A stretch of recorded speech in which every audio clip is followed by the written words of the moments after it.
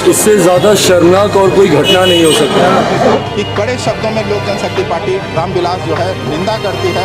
इसी का प्रतीकात्मक संकेत अभी हम लोग ममता बनर्जी जी का पुतला दहन करके किए हैं।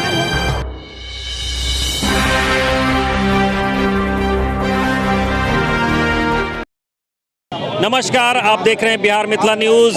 इस वक्त बिहारी छात्रों पे हो रहे अत्याचार को लेकर के हमारे साथ बात करने के लिए मौजूद हैं राजेश भट्ट जी। किस तरीके से बंगाल में जो घटना हुई इसको कैसे देखते हैं? बेहद निंदनीय और बेहद दुर्भाग्यपूर्ण है। इस तरह की घटना कि कड़े शब्दों में लोक जनशक्ति पार्टी रामविलास जो है निंदा करती है। इसी का प्रतीकात्मक संकेत अभी हम लोग ममता बनर्जी जी का पुतला दहन करके किए हैं और मांग करते हैं कि कठोर से कठोर अपराधियों पर जो है सज़ा मुकर्रर हो। नहीं तो ममता दीदी, हम लोग विरोध का राजनीति जानते हैं कैसे किया जाता है। विरोध छूने हिल जाएंगी सरकार की।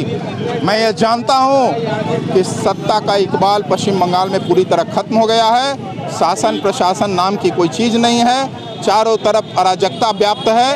अब आपको नैतिकता के आधार पर मुख्यमंत्री बने रहने का कोई अधिकार नहीं है। आपको तुरंत इस्तीफा दे देना चाहिए। तो ये थे हमारे साथ राजेश भट्ट, जो कि बता रहे थे कि जिस तरीके से बंगाल में जो घटना हुई है उसको लेकर के ममता बनर्जी का पुतला हम लोगों ने आज दहन किया है।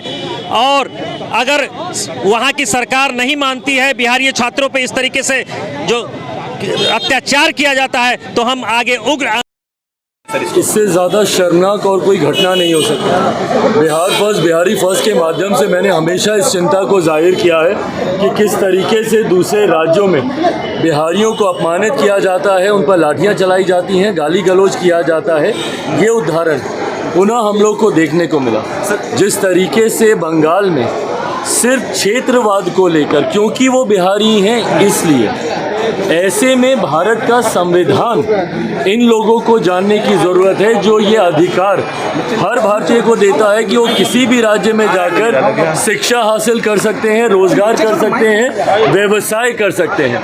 पर ऐसे में ममता बनर्जी जी की जो सरकार वहाँ पर है, टीएमसी की सरकार की ये सोच कि बिहारी लोगों के ऊपर लाठी चलाई जाए, उन्हें गाली दी जाए, ये गलत सोच है। और ऐसे में जो लोग उनके साथ गठबंधन में हैं, तथा कथित इंडी अलायंस के जो लोग हैं, जो यहाँ पर नेता प्रतिपक्ष जिस दल से आते हैं, जिनका गठबंधन उनके साथ है, उनको भी जवाब देने की ज़रूरत है कि जब आपके सहयोगी दल आपके प्रदेश के लोगों पर लाठी चलाते हैं, गाली देते हैं, उन्हें अपमानित करते हैं, तो क्या ऐसे में नैतिकता आधार नहीं बनती उस गठबंधन से अपने आप को दूर करना?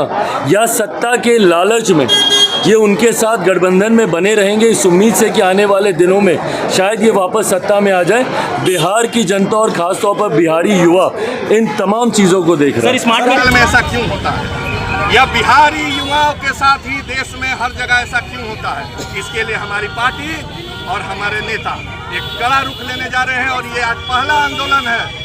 मैं चेताना चाह रहा हूँ मुख्यमंत्री ममता बनर्जी जी को और मांग करना चाह रहा हूँ, पूछना चाह रहा हूँ यहाँ के विपक्ष के नेता जो अपने आप को युवा सम्राट कहते हैं तेजस्वी यादव जी से, कि युवाओं को लेते हुए आप मौन व्रत क्यों हो जाते हैं? बंगाल में जब अंकित यादव की पिटाई होती है तो आप चुप्पी साध क्यों लेते हैं? क्या ममता जी बिहार में अगले साल आइएगा और यहीं के युवा सम्राट के साथ आपको भी वोट मांगने आना है। उस दिन बिहार का युवा और छात्र पूछेगा कि आखिर उस दिन आप कहाँ थी जब बिहार का छात्र पीटा जा रहा था। घटना जो हो रहा है, आने वाले दिनों में बिहारी कहाँ से सेफ है? आज हम बिहार के छात्र नजर आते हैं। क्या लग रहा है ये आक्रोश कब तक दिखेगा? आक्रोश जब तक दिखे, जब तक वैसे लोगों पे कानूनी कार्रवाई नहीं हो जाती है। बिहार किसी से नहीं डरता है। ममता सरकार ये बहुत ही दुखदायी घटना है। इस तरह की घटनाएं नहीं होनी चाहिए और ये आज से नहीं, हमेशा से ममता बनर्जी ये करते आई हैं। इसलिए हम लोग को रोकना है और इनको हटना पड़ेगा। उनको ये सरकार से इस्तीफा देना पड़ेगा। क्या यहाँ ना महिलाएं सुरक्षित है? ये घटना पूरे देश ने देखा है। जिस तरह से महिलाएं वहाँ सुरक्षित है, वो तो अपने देश का, अपने राज्य का तो संभाल नहीं पा रही है। बाहर से भी जो विद्यार्थी जाते हैं उनके साथ आए भी इस तरह की घटनाएं होती है। सिलीगुड़ी में जो बिहारी छात्र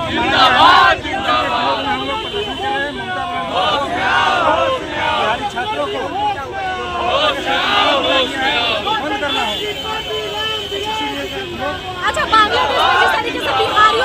किया गया